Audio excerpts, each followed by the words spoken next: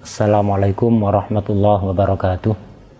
Bismillahirrahmanirrahim. Alhamdulillahirabbil alamin.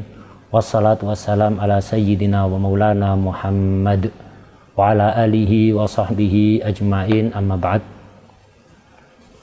Para pemirsa yang dirahmati oleh Allah Subhanahu wa taala, pada kesempatan kali ini insyaallah PCNU Kabupaten Pasuruan akan membahas tentang tata cara penyembelihan hewan yang sesuai dengan syariat.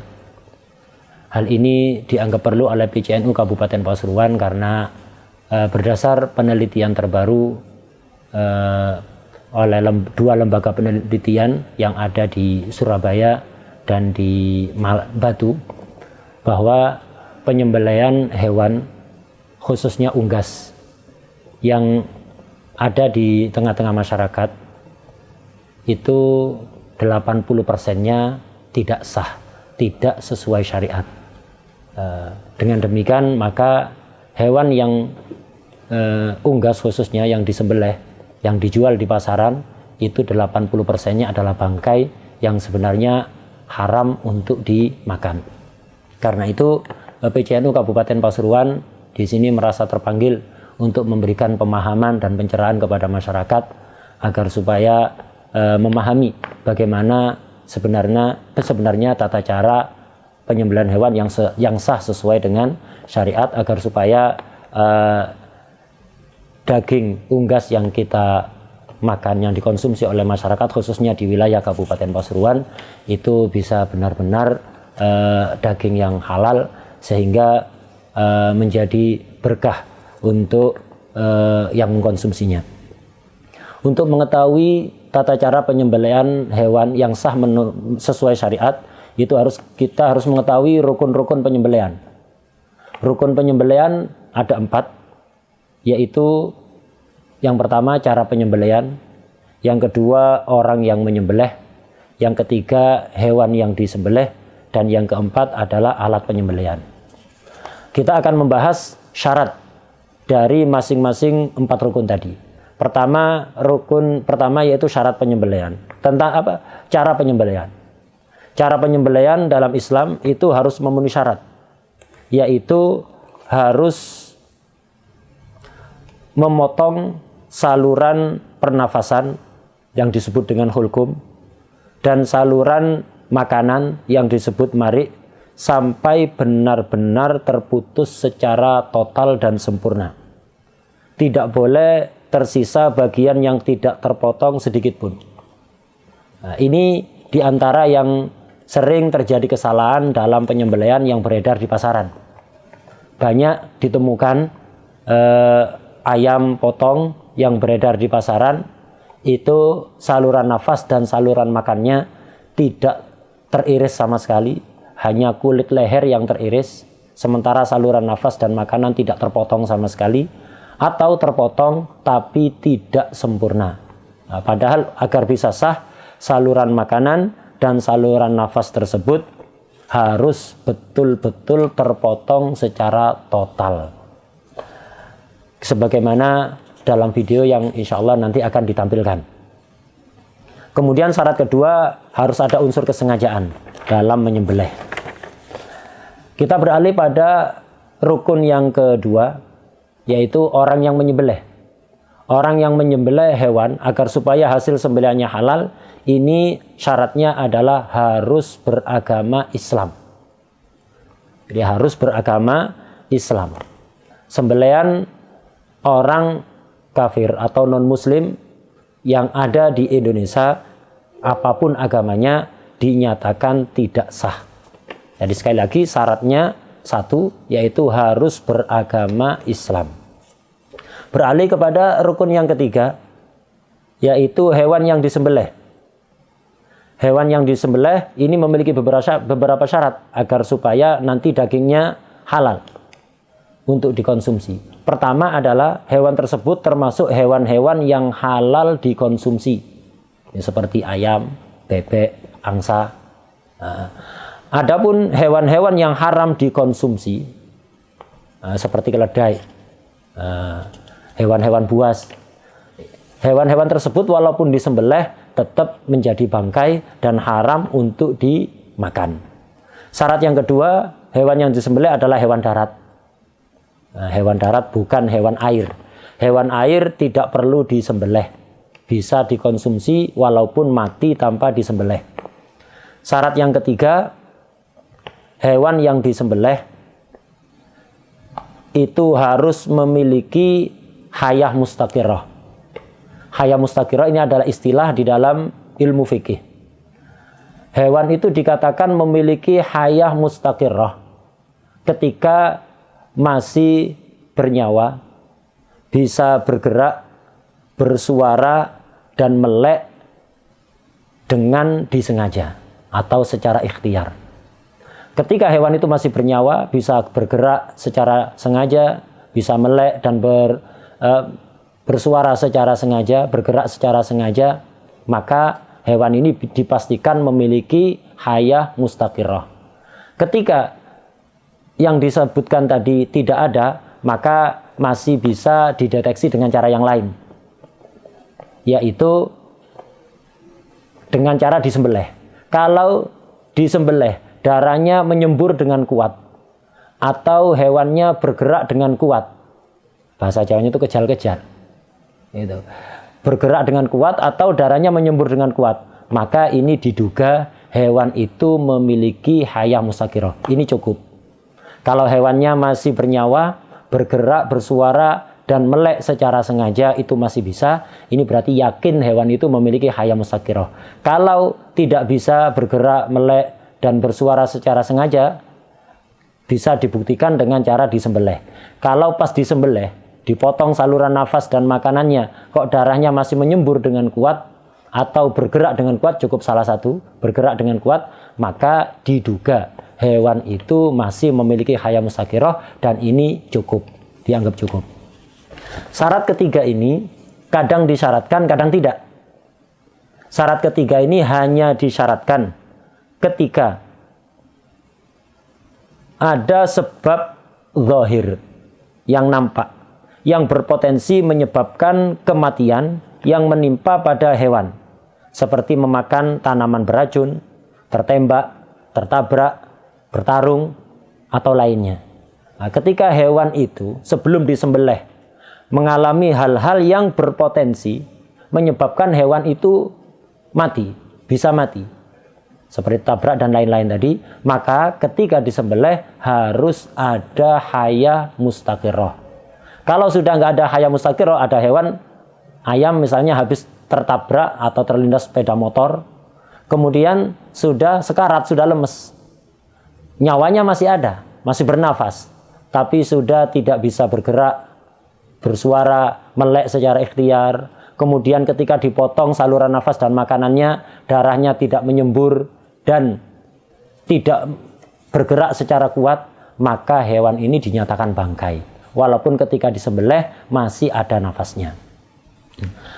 Adapun hewan yang tidak ada sebab zahir, tiba-tiba sekarat, ini disembelih tetap halal, dagingnya tetap halal dikonsumsi. Jadi hewan tanpa ada sebab zahir yang berpotensi menyebabkan hewan itu mati, tiba-tiba hewan itu sakit atau gering kata orang Jawa. Jadi kalau ada hewan tiba-tiba gering atau sakit, kemudian lemes, sekarat, sudah tidak bisa gerak, melek, bersuara secara ikhtiar, tapi masih ada nafasnya, masih bernyawa. Kemudian ketika disembelih darahnya tidak menyembur dan tidak bergerak secara kuat, tapi tanpa ada sebab zahir yang menyebabkan hewan itu seperti itu, maka tetap halal. Yang penting ketika disembelih masih ada nyawanya atau masih bernafas. Rukun yang terakhir dari penyembelihan adalah alat penyembelihan.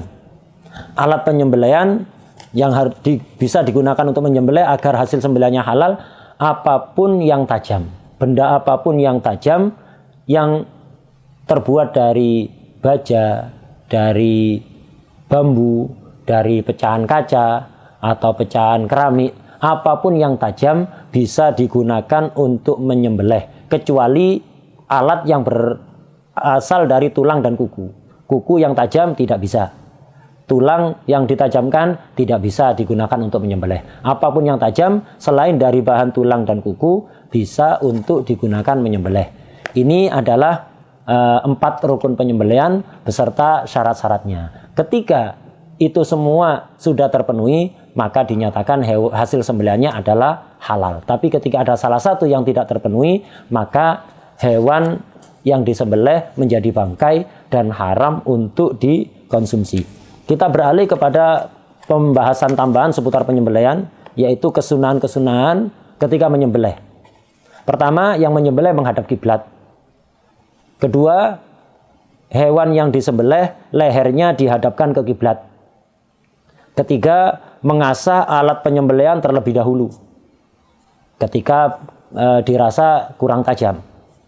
Keempat, membaca bismillah. Kelima, membaca salawat kepada Rasulullah Sallallahu Alaihi Wasallam. Keenam, memotong wadajen atau 2 urat yang ada di sekitar saluran pernafasan atau hulkum. Kemudian ketujuh, menjalankan pisau dengan cepat. Kedelapan, sedikit menekan ketika menjalankan pisau. Kesembilan, menggiring hewan ke tempat penyembelihan dengan halus. Ini kalau hewan perlu digiring seperti sapi atau yang lain. Tapi kita fokuskan kajian kita kepada unggas. Kesepuluh, memberi minum hewan sebelum disembelih. Ini beberapa kesunahan saat penyembelihan. Kita beralih kepada hal-hal yang dimakruhkan dalam penyembelihan. Yang pertama, memutuskan kepala hewan ketika menyembelih. Ini hukumnya makruh, bahkan menurut sebagian ulama hukumnya adalah haram. Yang kedua, yang dimakruhkan dalam penyembelihan adalah memotong-motong hewan, menguliti, menggerakkan, atau memindahkan hewan yang telah disembelih sebelum hewan tersebut benar-benar mati. Jadi hewan itu setelah disembelih, biarkan, lepaskan dia, biar gerak-gerak untuk mengurangi rasa sakitnya. Jangan dipindahkan, jangan diangkat, jangan dipotong-potong, jangan dicabuti bulunya. Kecuali setelah dipastikan hewan tersebut benar-benar mati. Nah, dalam hal ini sering ditanyakan, bagaimana kalau ada hewan sudah dipotong saluran nafas dan saluran makanannya secara sempurna, tapi tidak mati-mati, masih hidup seger. Apakah sudah halal untuk dikonsumsi? Jawabannya halal untuk dikonsumsi, tapi sebaiknya nunggu benar-benar mati. Jadi kadang-kadang ada seperti angsa itu, seperti angsa mentok banyak gitu kata orang Jawa. Itu ketika disembelih walaupun sudah putus saluran nafas dan makanannya, dia masih bisa terbang dalam jangka waktu yang cukup lama. Nah, ini hewan kalau sudah terpotong saluran nafas dan makanannya sudah halal walaupun dia belum mati. Sehingga tidak usah diulang penyembelihannya. Nah, itu. Dipotong-potong sebelum mati tidak menyebabkan hewan itu haram dimakan, hanya makruh saja tindakan tersebut. Kemudian yang ketiga, yang makruh dalam penyembelihan adalah mengasah alat penyembelihan di hadapan hewan yang akan disembelih. Yang keempat, menyembelih hewan di hadapan hewan lain. Sebagai penutup, ada pembahasan sangat penting yang ini juga sering ditanyakan oleh masyarakat, yaitu mengangkat pisau sebelum putusnya saluran nafas atau saluran makanan. Jadi mengangkat pisau sebelum betul-betul terputus. Kemudian diulang penyembelihan, disempurnakan penyembelihan. Apakah ini menyebabkan hewan tersebut haram untuk dikonsumsi? Jawabannya adalah tafsil. Banyak dari sebagian masyarakat itu memahami kalau pisau itu terangkat, ternyata penyembelihannya belum sempurna, kemudian diulang penyembelihan kedua, langsung divonis hewan itu haram dimakan. Yang benar tidak demikian, melainkan ditafsil. Penafsilannya seperti ini. Mengangkat pisau sebelum putusnya saluran pernafasan atau saluran makanan dapat menyebabkan penyembelihan tidak sah, sehingga berakibat pada haramnya memakan daging hewan yang disembelih jika terdapat jarak atau jeda yang lama antara pengangkatan pisau dengan penyempurnaan penyembelihan. 2. Tidak ada haya mustaqirah ketika penyembelihan dilanjutkan.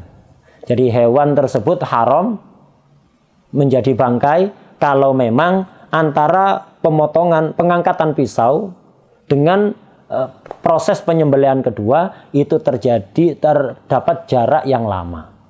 Dan yang kedua, ketika disempurnakan penyembelihan itu, hewannya sudah lemes, sudah tidak memiliki hayah mustaqirah. Jika antara pengangkatan pisau dan penyempurnaan penyembelihan tidak terpisah oleh jeda yang lama, maka penyembelihan tetap sah. Walaupun ketika penyembelihan dilanjutkan, hewan sudah dalam kondisi lemes, tidak memiliki hayah mustaqirah.